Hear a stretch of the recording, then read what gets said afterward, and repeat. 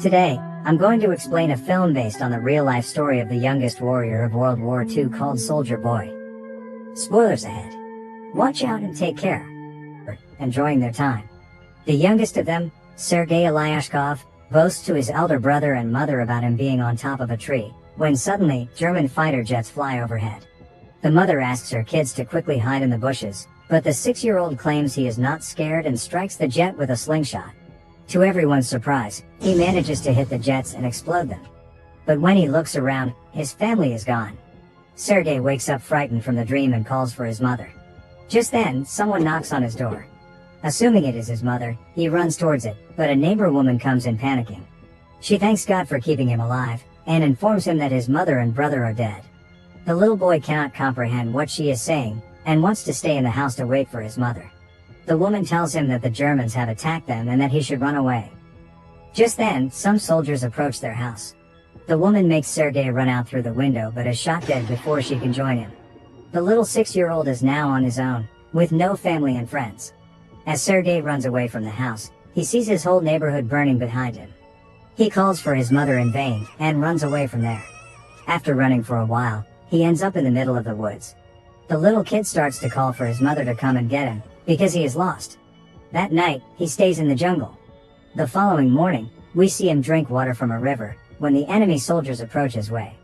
Sergei, knowing that they are dangerous, quickly hides inside a tree's roots. He is startled when a snake comes nearby, but doesn't utter a word or run away. Sergei is more scared of the soldiers than of the snake. The soldiers eat by the river and go away, after which Sergei takes their leftover food and devours it for the night.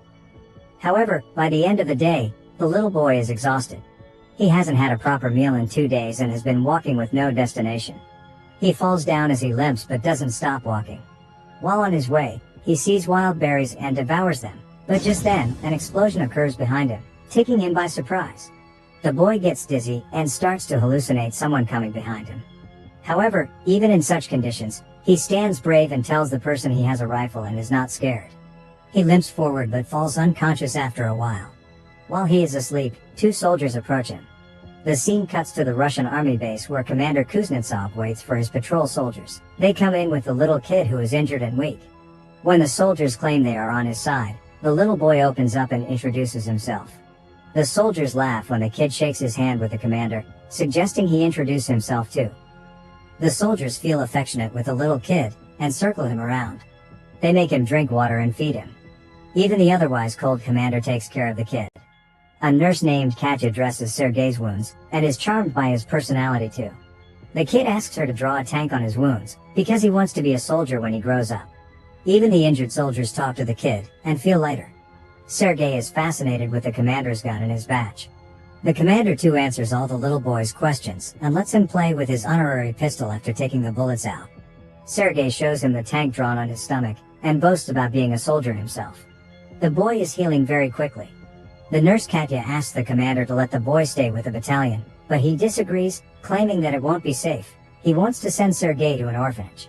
The soldiers spend all their free time with Sergei. He is visited by many throughout the day. They bring him food sent by their families from afar, and even let him play with their binoculars. One day, a soldier goes to the commander to ask him to let the boy stay with the battalion. The soldiers have grown a close connection with the kid, and think of him as their own. His presence takes the weight of war off their chest. However, the commander is adamant about sending the boy to the orphanage, for his own safety. The following day, the enemies attack, and many soldiers are hurt. A vehicle comes to fetch Sergei to take him to the orphanage. The commander breaks the news to the kid, and gives him a wooden honorary pistol as a gift. The boy in turn hugs him, claiming that he is scared for the commander's safety. The commander melts in his embrace, and changes his mind. He asks Sergei to stay with the soldiers as his son. That night, the soldiers look for little soldier clothes for the little boy. They are over the moon to have Sergei stay with them. The commander wakes Sergei up and gives him the clothes. He wears them and runs around, looking like a real soldier. The others start calling him their little soldier boy. As the kid runs around, the Germans launch an air attack on the battalion. The soldiers quickly take Sergei to a safe place and fight the others. The number of injured soldiers grows rapidly. Sergei wants to make himself useful, so he brings water to thirsty soldiers. One of them asks him to read a letter sent by his family because he has a bandage over his eyes. The little boy wants to help, but doesn't know how to read. He takes the letter and starts making up the things written on it, claiming that the soldier's cow is safe back home. When the soldier says he doesn't have a cow, the others tell him to go along with the story and laugh. He reads everyone else's letters in the same fashion and cheers them up. In the following scene, we see Katya and the commander talking. The two seem to be attracted to each other, but do not confess their feelings. Later, Sergei tells the commander that he is of the orderly position in the battalion and starts introducing himself as one. However, the boy then sees one of the soldiers' station destroyed from the attack. The commander teaches him to take his hat off to pay respect to the dead soldier. The next day, he insists the commander give him a mission and is given a task to distribute the letters among the soldiers. He completes his task efficiently and even makes the soldiers dance for him. The following day, Sergei goes a little far from the base with his binoculars. As he is playing with it, he sees someone's leg moving from inside a haystack. He rushes back to the battalion and tells the soldiers about his findings. The soldiers are skeptical, but go with the boy anyway. When they reach near the haystack, they are alerted to see two German spies hiding underneath.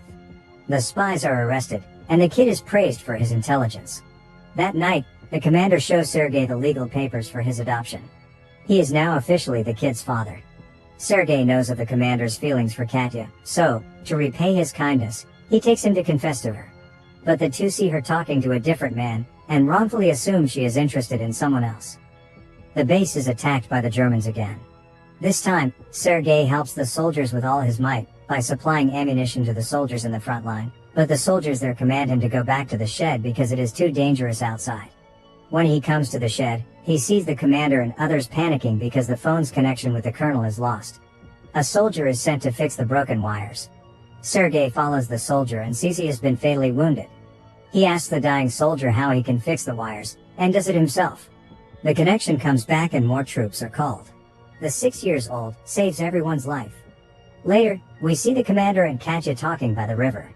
The commander finally confesses his love for her and asks her to be Sergei's mother. Katya is over the moon, but before she can say anything, a soldier approaches them and gives the commander a letter, saying they have been dispatched from the base. The following day, all the soldiers leave for their new base along with Sergei. However, on their way, they come across a minefield that blows off some of their vehicles. The commander is hurt while the group's orderly, who Sergei was close with, dies in the explosion. He cries and hugs the commander. They carry the injured ones with them and continue their journey to their new base. When they finally reach the other base, they meet the commander's leader, the general. He too is impressed by the kid's ambition, and congratulates the commander for having such a smart kid.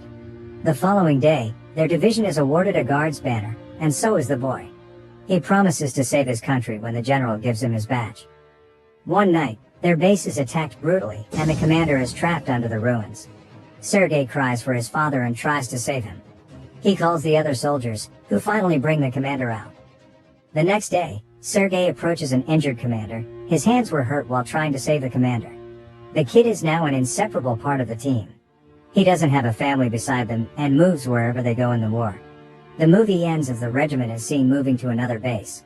A voice in the background narrates that he even took part in the Stalingrad battle, and reached Poland with the soldiers.